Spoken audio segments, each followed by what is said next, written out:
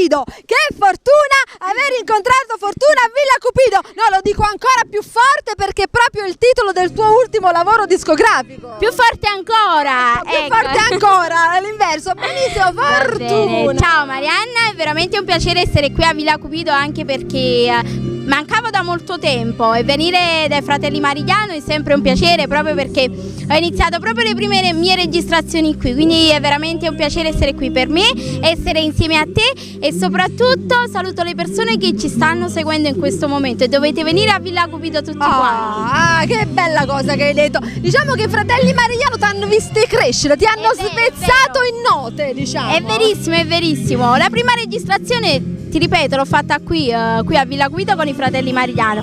Saluto tutto lo staff di TV Campane e oggi vi vado a cantare una bella canzone, si chiama Rinda Musica e la vado a cantare con una bella signorinella. Oh, vogliamo conoscere questa bella signorinella, è possibile? Certo, chiamiamola. Chiamiamola, come si chiama? Marcella De Feo. Marcella De Feo, vieni, ma è proprio una giovincella, vieni Marcella, vieni. Allora Marcella, quanti anni hai?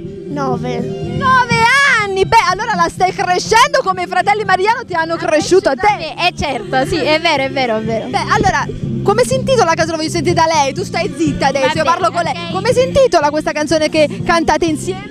Rinda Musica. Rinda Musica, ma tu un po' sei emozionata oppure hai questa bella faccia tosta, insomma questa adrenalina, questa grinta? Emozionata.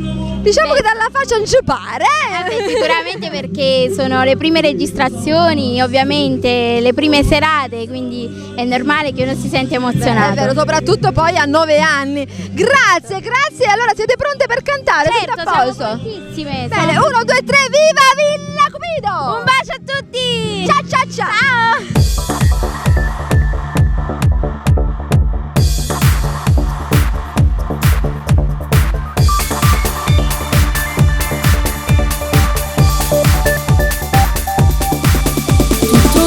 Così all'improvviso, sa comincia a cantare in ta casa, non motivo che senta in ta radio, ti metti in tuo cuore una voglia di cantare.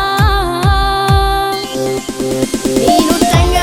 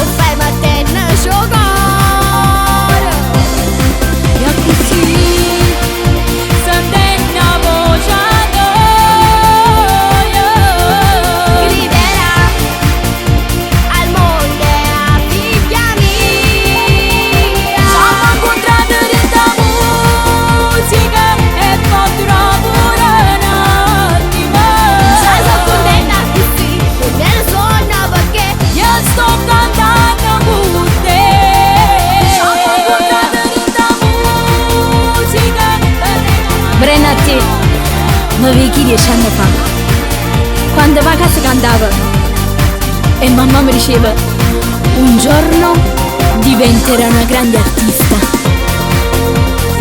Oggi sto cantando insieme a te e chi sto regalo più bello che ti posso fare.